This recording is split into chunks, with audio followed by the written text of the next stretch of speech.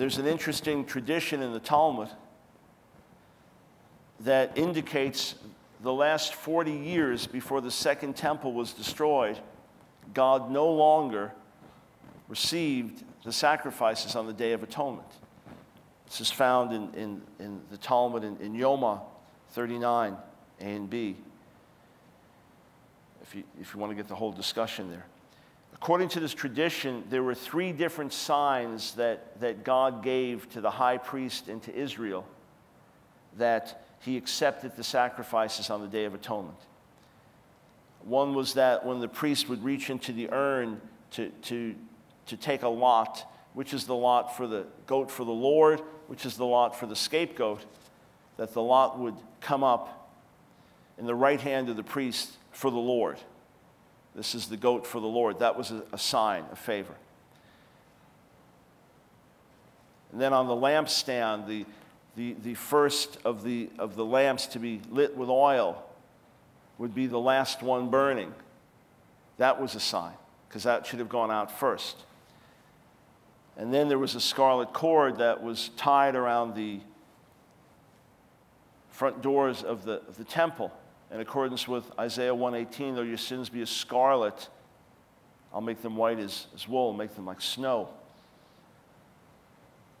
And then other traditions that the cord was tied to the horn of a goat, the scapegoat, was then thrown off a cliff. According to the tradition, if all of these things happened, the last being that the scarlet thread would turn white, then the people knew nationally that there was forgiveness. And if the signs didn't happen, if the priest grasped with the right hand the lot for the scapegoat, that was a bad sign. If the westernmost candle did not stay lit the longest, that was a bad sign. And if the scarlet cord did not turn white, that was a bad sign. Some have even speculated that the cord was moved from the front of the temple to the horn of the goat so not everybody would see it. So according to the Jewish tradition, there was one high priest in the centuries before Yeshua, Shimon HaTzadik, Simeon the Righteous, and all the 40 years of his priesthood, every time on the Day of Atonement, all 3 signs were positive, and the nation knew there was national forgiveness. And then with the high priest after him, some years the signs came up positive, some years negative. When it was negative, it was very traumatic for the nation. Then it says that the last 40 years before the temple was destroyed, all signs came up negative every year. Now, of course, rabbis and anti-missionaries are going to dispute my use of this. But when I read this, it seems to be a historical tradition that the Talmudic rabbis accepted as accurate.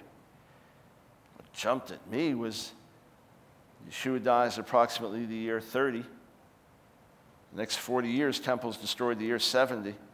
So for the 40 years from his death to the destruction of the temple, God was saying no to the sacrifices of atonement of the nation.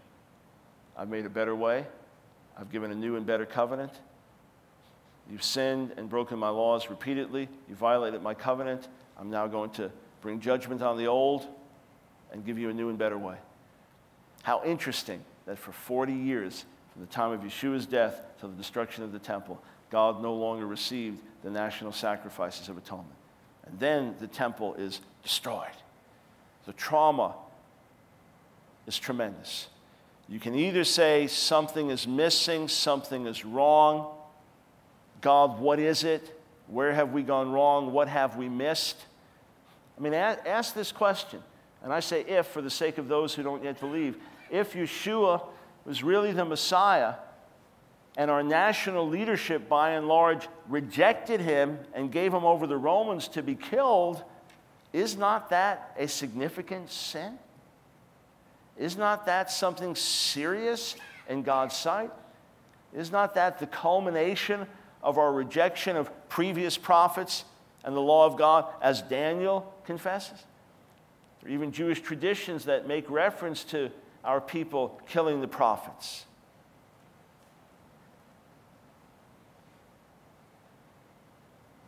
Talmud asked the question, first temple was destroyed, there was idolatry and various other sins.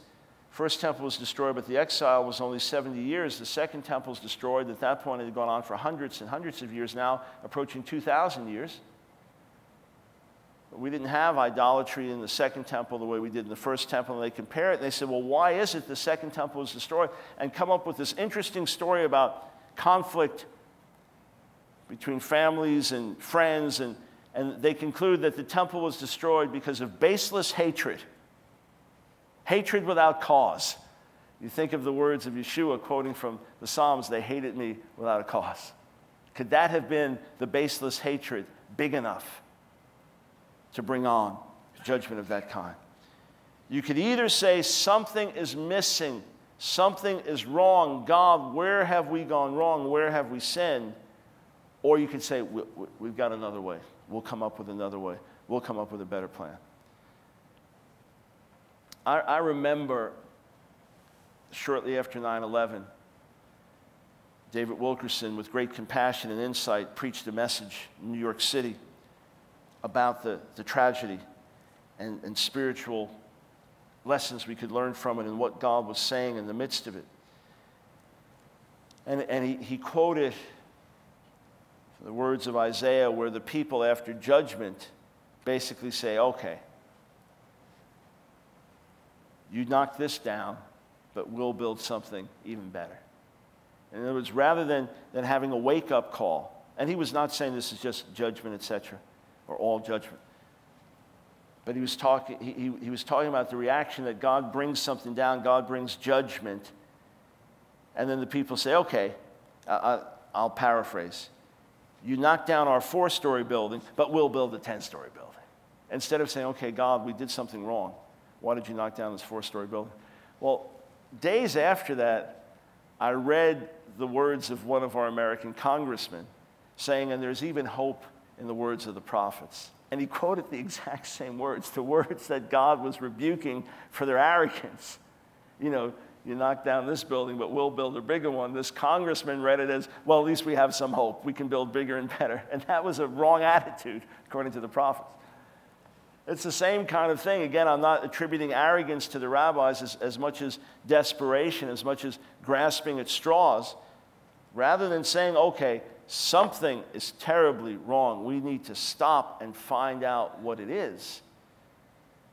They said, well, we have other means. We have other means of atonement. So 1 Kings 8, as much as it's used, absolutely, in no way, shape, size, form, credible interpretation, can possibly support the view that you simply pray back toward the ruins of a temple, which is in ruins because of God's judgment, and just praying in that direction and repenting, God forgives, as if there was a temple standing. What about Hosea 14? Hosea, the 14th chapter.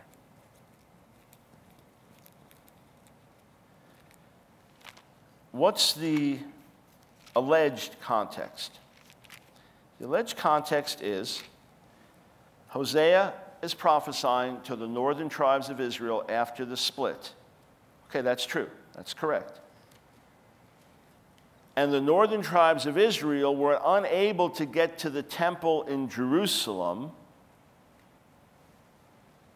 That's untrue. They'd get there anytime they wanted to. But allegedly they were unable to, so how did they receive atonement because they can't get to the temple?